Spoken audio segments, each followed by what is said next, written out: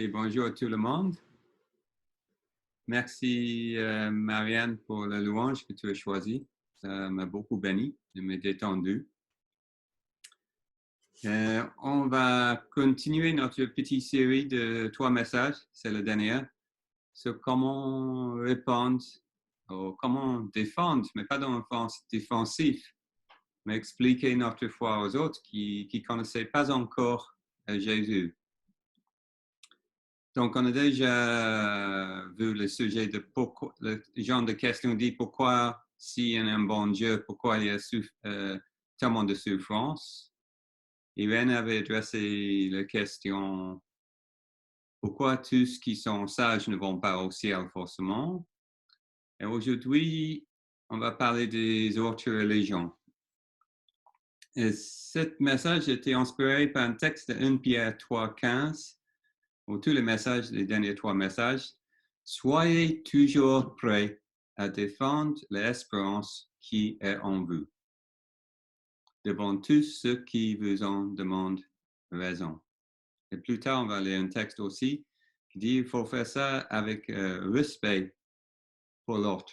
Et dans ce sens, on a déjà touché ça dans nos discussions avant ce message, que l'importance de connecter avec les gens et respecter leur point de vue. Et vraiment créer un lien solide avec les autres avant qu'on lance dans nos propres points de vue, surtout quand on parle individuellement aux gens. Je vais faire une petite révision de 3 points que j'avais soulignés dans mon premier message, d'une façon un peu différente. Et c'était 3 clés, 3 mots. D'avoir une conviction que l'évangile est vrai, d'avoir la compassion pour les gens, et troisièmement, et ça c'est la raison on fait cette petite série, la confiance de répondre aux questions aux gens qui sont sincèrement en recherche. Donc le premier, la conviction. Il faut vraiment en tant qu'un chrétien croire que notre évangile est puissant et vrai. L'apôtre Paul dit ceci. En effet, je n'ai pas honte de l'évangile de Christ. C'est la puissance de Dieu pour le salut de tout homme qui croit, de juifs d'abord, mais aussi de non-juifs. Je veux souligner que l'Esprit de Dieu va vérifier notre message. Il ne faut pas stresser quand on parle de Jésus. L'Esprit de Dieu est là pour valider, pour vérifier le message. Et j'ai vu ça concrètement il y a bon 25 ans peut-être, quand j'ai organisé un prédicateur qui était un ami de moi de venir et prêcher à côté de la Tamise, devant plusieurs pubs, cafés. On avait des micros, etc. Et mon ami prêchait un message très clair, pas compliqué, de l'Évangile. Et moi, j'étais son soutien et je me promenais à côté des gens et parlais un peu avec eux après. Et j'ai tombé sur un gars qui dit, je ne comprends pas pourquoi, mais quand ton ami a prêché, c'était comme j'étais ivre de joie. Et j'ai vu ça dans ses yeux. Et il dit, et maintenant tu parles avec moi, les mêmes sensations arrivent.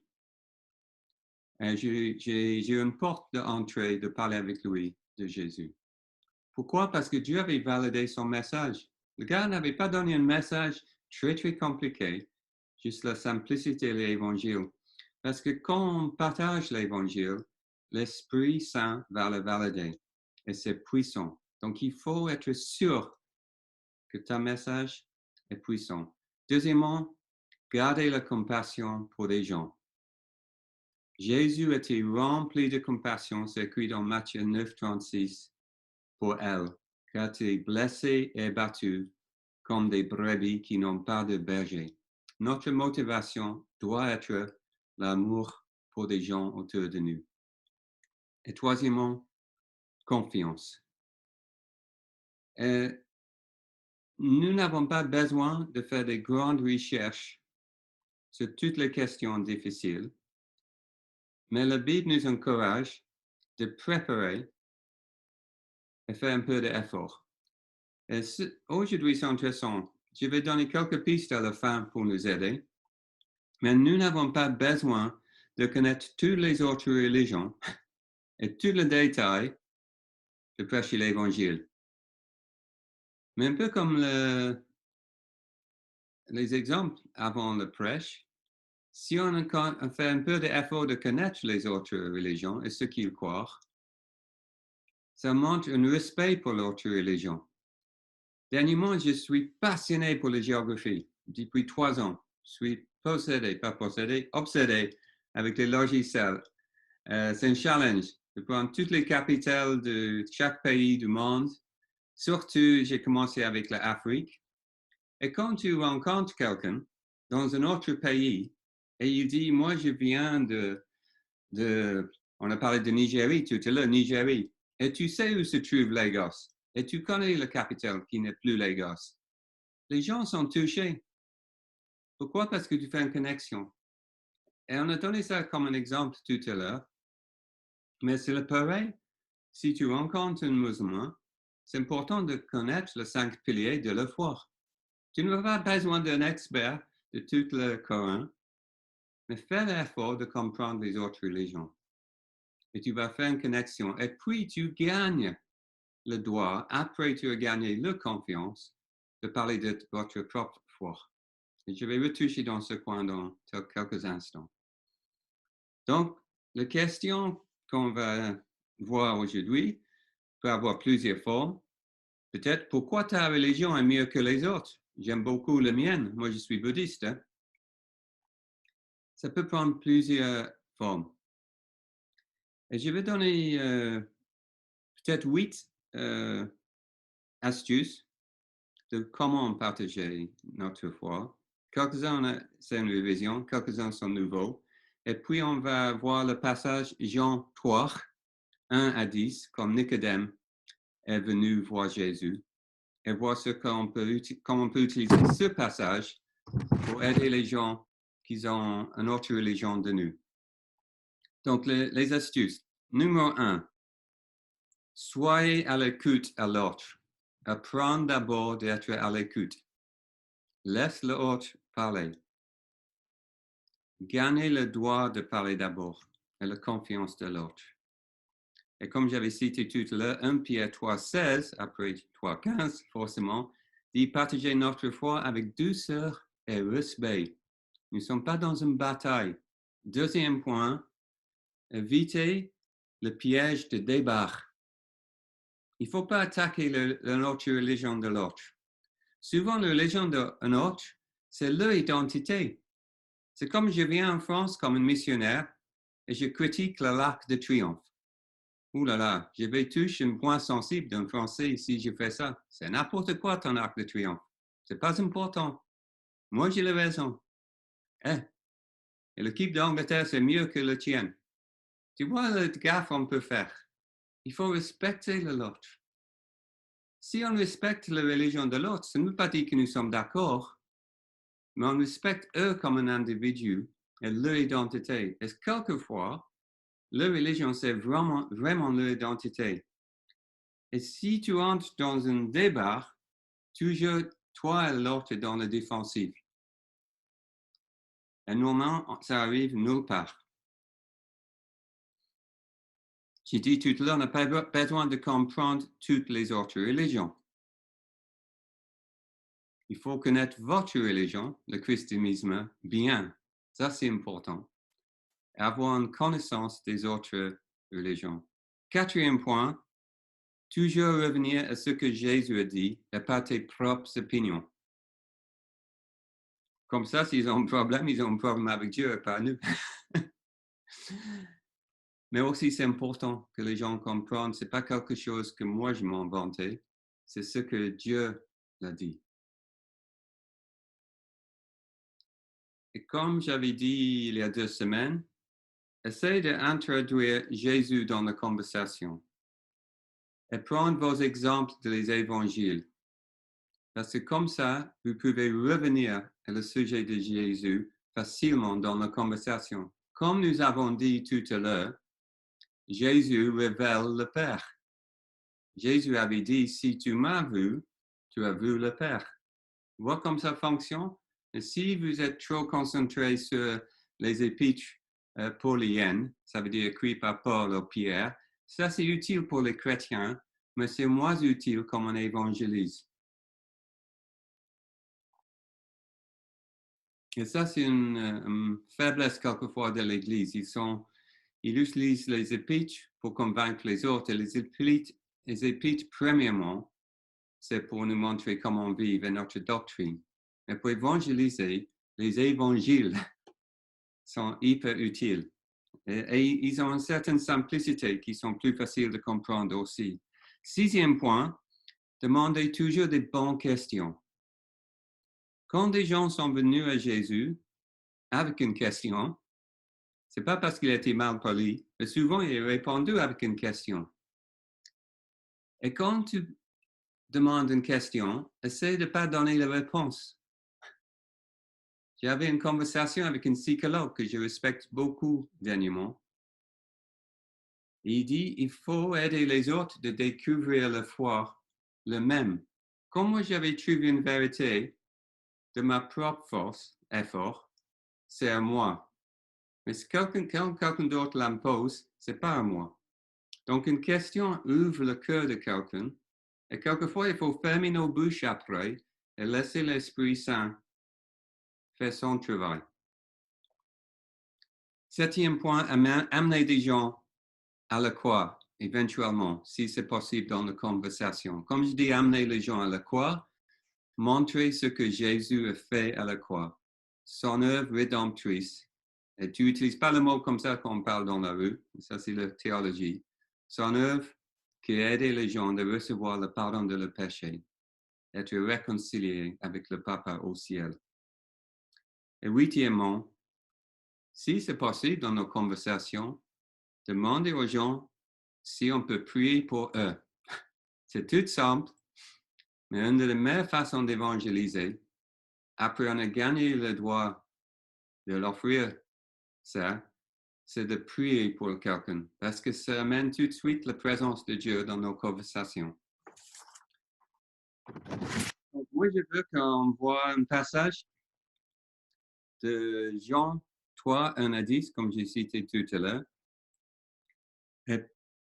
Et je vous encourage de lire ce passage avec moi, mais quand vous parlez aux gens, d'avoir la capacité de donner ça dans ta langage et juste faire un sommaire. Juste une astuce. Quand on partage notre foi, on n'a pas besoin de donner un verset complète avec les références. Tu donnes le sens d'une histoire. Donc, cette histoire que je vais vous lire, je connais bien. Donc, je suis capable, j'espère vous aussi, quand vous êtes avec quelqu'un, vous pouvez dire, un jour, un gars qui s'appelle Nicodème est venu, il est approché de Jésus et tu donnes le sens du texte. Et puis, tu peux tirer les principes selon les questions qui sont demandées de la personne qui sincèrement cherche une réponse à la question de ta religion au lieu de la sienne. Mais pour ce matin, je vais lire le texte entièrement. Donc, Jean 3, 1 à 10 dit ceci. Or, il y avait parmi les pharisiens un homme de nom de Nicodème, un chef des Juifs. Il vint de nuit trouver Jésus et lui dit, Maître, nous savons que tu es un enseignant envoyé par Dieu, car personne ne peut faire ces signes miraculeux que tu fais si Dieu n'est pas avec lui. Donc, notez ce verset. Verset 3, Jésus lui répondit, en vérité, je te le dis, au moins de naître de nouveau, personne ne peut voir le royaume de Dieu. Nicodème lui dit, comment un homme peut-il naître quand il est vieux? Une question logique. Peut-il une seconde fois entrer dans le ventre de sa mère et naître? Jésus répondit, en vérité, je te le dis, à moins de naître d'eau et d'esprit, on ne peut entrer dans le royaume de Dieu. Ce qui est né de parents humains est humain, Et ce qui est né de l'esprit est esprit. N'étant pas que je t'ai dit, il faut que vous naissiez de nouveau. Le vent souffle où il veut et tu entends le bruit, mais tu ne sais pas d'où il vient, ni où il va. C'est aussi le cas de toute personne qui est née de l'esprit. Nicodème reprit la parole et lui dit, comment cela peut-il se faire? Jésus lui répondit, tu l'enseignant d'Israël et tu ne sais pas cela?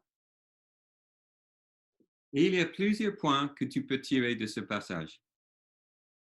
Premier, c'est d'essayer de montrer que nous avons une foi unique, dans le sens que Jésus est venu du ciel. Jésus est venu envers nous. Et ça, c'est unique de la foi chrétienne. Parce que toutes les autres fois, quelques-uns sont juste concentrés sur eux, mais plein des autres religions essaient d'aller vers Dieu. Ils n'ont pas l'espérance que Dieu va prendre l'initiative et vient vers nous. Et dans le texte, c'est dit, nous savons que tu es envoyé par Dieu à cause des miracles. Et tu peux aller dans une piste pour montrer que les Juifs qui étaient d'une autre religion, dans un sens, un autre système de croissance, de croire que les chrétiens, dans ce passage, Nicodème, c'est un pharisien, c'est une forme d'autre religion que ce Jésus proposait. Elle est venue vers lui et dit, ce Jésus doit être venu de Dieu parce qu'il fait des miracles.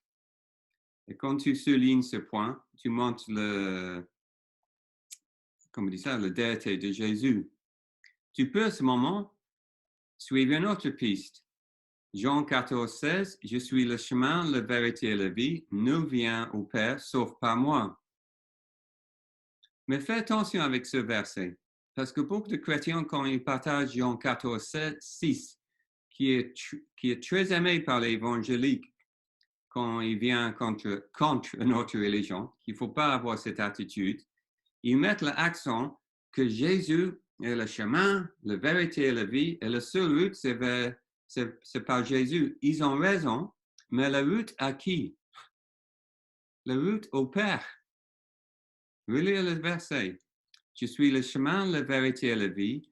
Nous vient au Père, sauf par moi. Et si vous allez évangéliser avec ce verset, il faut mettre l'accent que Jésus est venu. Donc, Nicodème vient. Maître, nous savons que tu es un enseignant envoyé par Dieu. Tu mets l'accent que Dieu envoie son Fils. Il est envoyé avec une mission. Mais pourquoi? Pour nous connecter au Père. C'est très sensible, mais c'est différent. Parce que si tu mets l'accent sur le chrétien, je suis le chemin et la vérité, et nous avons la vérité, c'est cassé, mes amis. Parce que l'autre pense qu'ils ont déjà la vérité. Il faut donner un message d'amour et d'amitié avec le Père. Ce verset, l'objectif de ce verset, c'est de montrer d'aller vers le Père, de l'accepter par le Père, de recevoir le pardon de nos péchés, d'entrer dans sa présence. C'est au travers de Jésus. Et ça change tout. Une question, si tu veux bien expliquer ça de ce texte, une question que tu peux dire avec douceur, c'est Monsieur, Madame, est-ce que tu connais Dieu comme Père?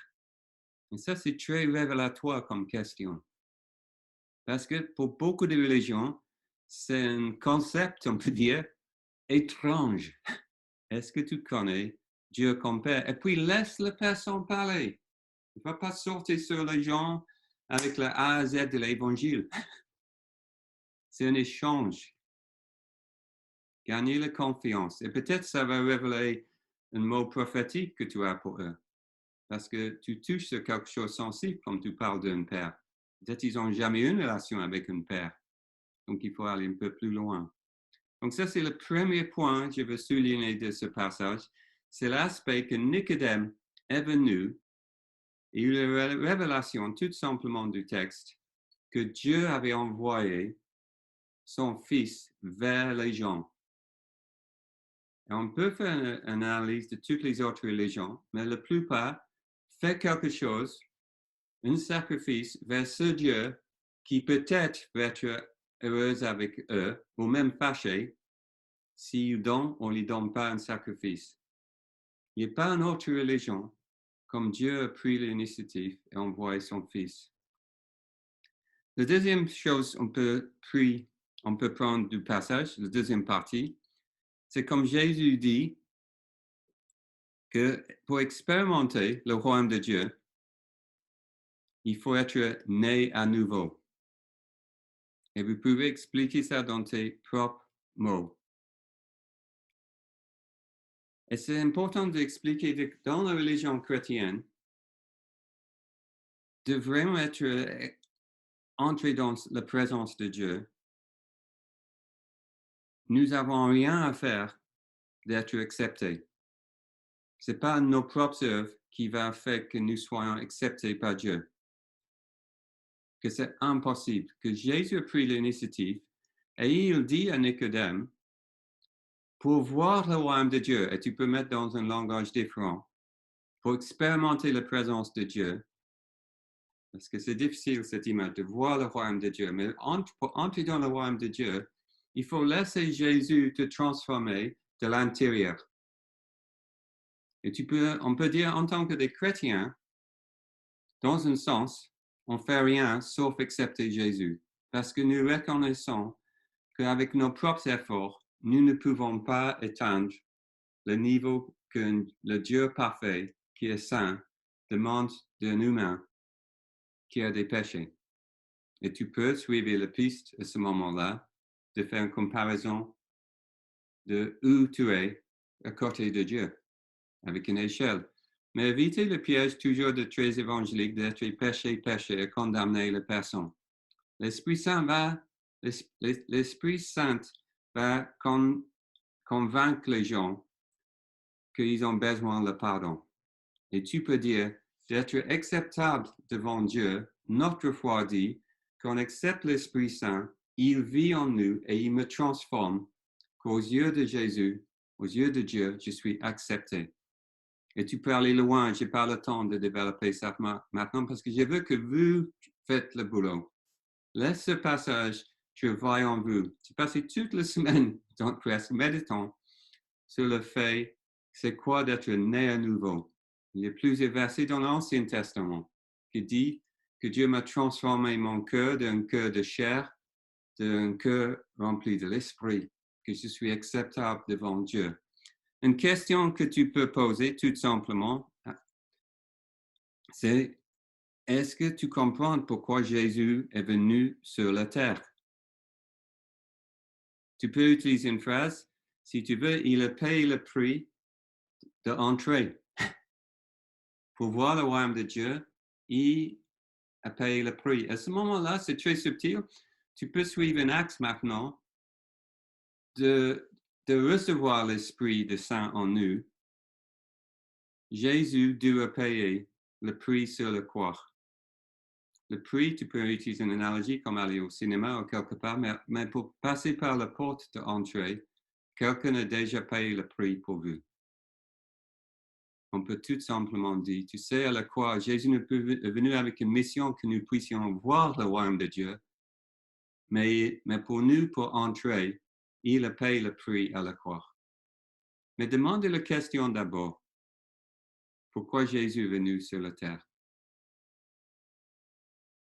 Donc, moi, je vais conclure là, pas avec conclusion, parce que je veux qu'on passe le petit groupe où on peut voir et échanger nos expériences comme nous avons rencontré les autres, qui ont un autre point de vue de nous, et comment on va entrer dans un échange avec eux pour les amener à Christ. Donc, soyez encouragés, mes amis, et à très bientôt.